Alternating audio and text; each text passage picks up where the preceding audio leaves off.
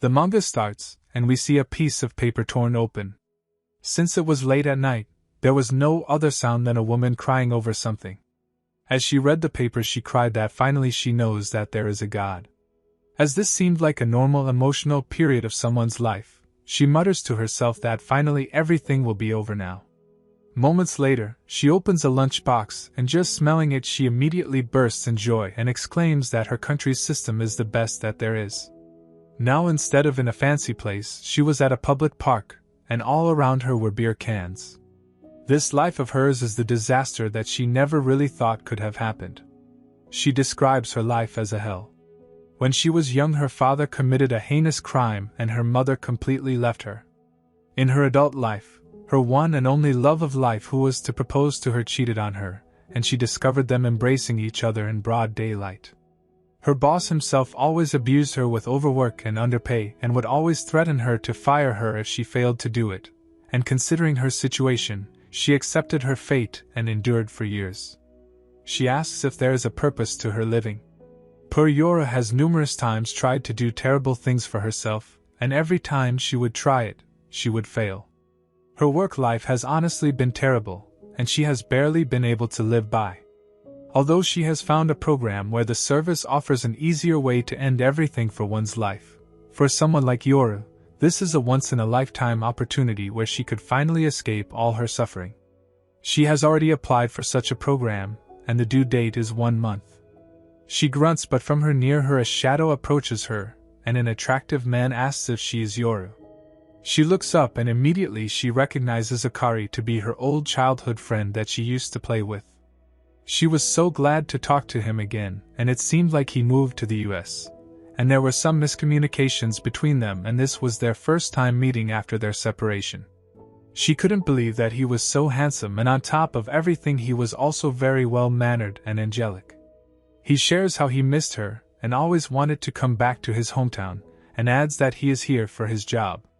As she sweated, she was happy to see him, but deep down she was also trying to hide all her future plans from him. Without any hint of hesitation, he asks if she would be interested in spending the rest of his time here with him. Hearing this, her heart fluttered and she blushed. She asked to herself if this is the last parting gift from God above. Their fun life began, and they soon became inseparable, from going out to eating together to doing normal things. She was glad to have fun for once in her life. As she glanced a bit too much at him, that night she completely became a beast and began to spew how her ex-boyfriend cheated on an angel-like girlfriend like her. She was completely done for the day, but still she wanted more and more booze. As she had the best time of her life that day, she asked why days like these never came in her life earlier. After a few weeks, unexpectedly Akari had to go on a business trip abroad, and as he revealed this to Yoru, she was stunned and sad to some extent. She remembered that work life in her country is difficult, and she glances to her calendar, and reminded herself that in a week it would be her last day here. Since the execution day was just around the corner, she perfectly captured Akari's smiling face.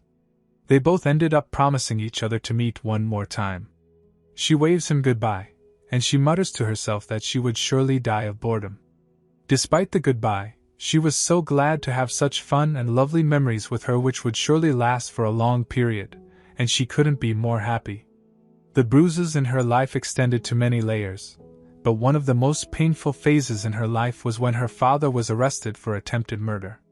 That day she confronted her father about the things he did to someone else, and all her father could really do was apologize to his daughter.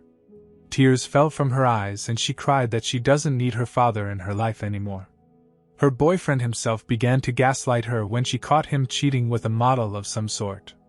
This time she smiles to herself and reflected that in 2 days all her suffering would end.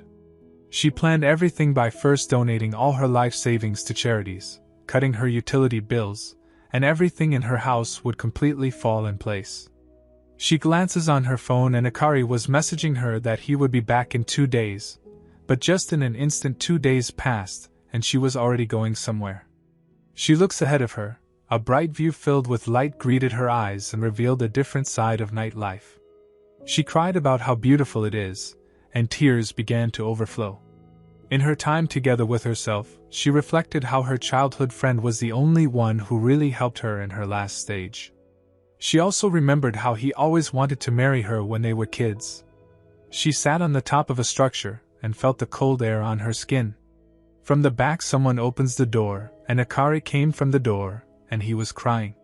He was tearing up and immediately he grabs onto Yoro. He hugs her very tight and shares how he just saw the notification for her program, and it seemed like he figured out her plans for tomorrow. He cried, and he asked why she was pushed to this level. After calming down they returned back home, and they exchanged a serious conversation between each other.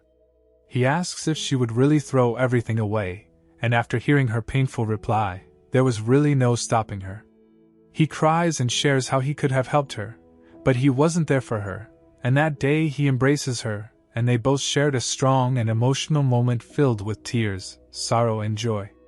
She thanked heaven on how she never could have asked for anything else, and after that day it was the time for the main event. She entered the building and inside people were weeping and crying that they don't want to die. Yora shows her ID card, and as the other person grabs onto it, Yora lowers her head and takes the card back. She apologizes, and as tears covered her face, she lets her know that she still wants to live for much longer. She dashes off. She ran and cried to herself that she would never try something like that ever again. Despite everything wrong with her, she would still like to live for much longer. The only person who gave him strength was waiting for her, and as she finds him in a location where he told her earlier to visit, he was standing there, and she calls out to him.